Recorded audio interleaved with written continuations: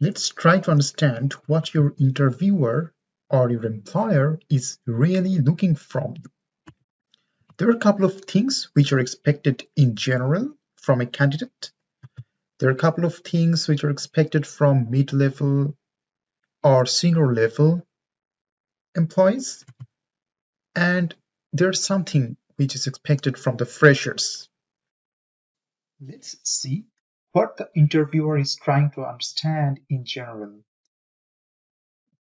At first, he tries to understand that whether you have the technical or core skill set for this job. For example, if you are being interviewed for a Java software engineer position, then the interviewer will try to understand whether you have Java programming skill or not, and at which extent. If you are being interviewed for a marketing position, then he will try to understand whether you have those skills you need for marketing, right? The interviewer also tries to understand your soft skills, for example, leadership, communication, teamwork, and it could be a lot of soft skills which are relevant for this job. Then comes cultural fit. Cultural fit is very, very important thing. Cultural fit means, for example, you are being interviewed for a position where you need to work individually a lot. You have to take a lot of decisions by yourself.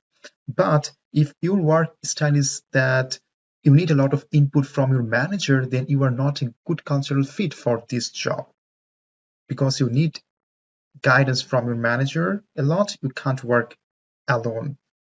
Or for example, you are being interviewed for a customer facing job where you need to be very friendly, you have to show empathy, you have to take care of other people.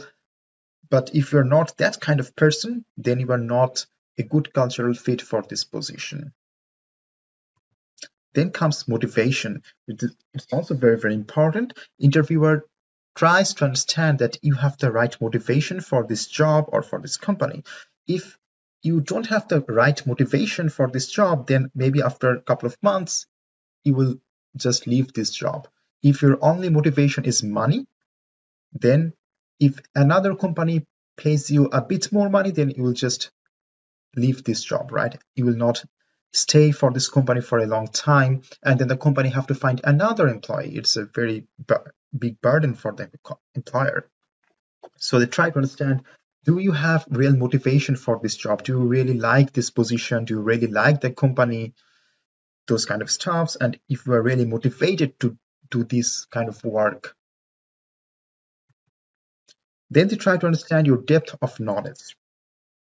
For example, if you are being interviewed for a Java engineering position, how much depth do you have in Java development, in software development, Java engineering, and so on? If you're being interviewed for sales position, then they will try to understand how much depth of knowledge do you have about sales. And breadth of knowledge, that means that how many things you know at least on the surface level. For example, you know those things exist, but you don't know in detail. So how long is your horizon? That's also very important. You can't know everything in detail.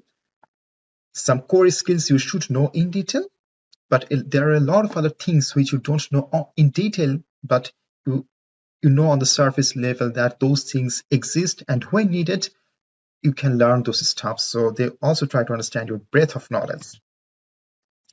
Then it's also one important thing, are you a quick learner? So when you join a company, a lot of things you have to learn. Technology changes, working style changes, new tools comes in, and you have to adapt yourself. You have to learn things. So interviewer also tries to understand whether you are a quick learner or not. Problem solving ability. This is also very, very important. That means, how do you solve a problem? When you get a new problem, at first you have to think, or you have to find out where the problem is coming from. What is the root cause of this problem? For example, if you are a marketing specialist and they tell that your product is not being reached to many people, then you have to find where is the problem. One problem could be that you are showing the advertisement at midnight because that's a low cost, but at that time, most of the people are sleeping. So they can't see your ad and your product doesn't reach to people. So at first you have to find where's the problem. Then you have to find different solutions. What can you do at this point? Find 2-3 couple of solutions and find the advantages, disadvantages of those solutions. Then you have to choose one solution based on the advantages, disadvantages, what is your target, what is your budget, and so many things. And then you have to finally propose one solution, right? So this problem solving ability means that can you find where is the main problem? Then can you find different solutions and can you choose one solution logically? That's a very important part. And another aspect is in your daily job, you will face a lot of problems. Do you have the mentality or do you have the attitude to solve any kind of problem which comes in your path? You can face problems with customers, with colleagues, with the company, with the product in many different dimensions. Do you have the ability to solve those problems?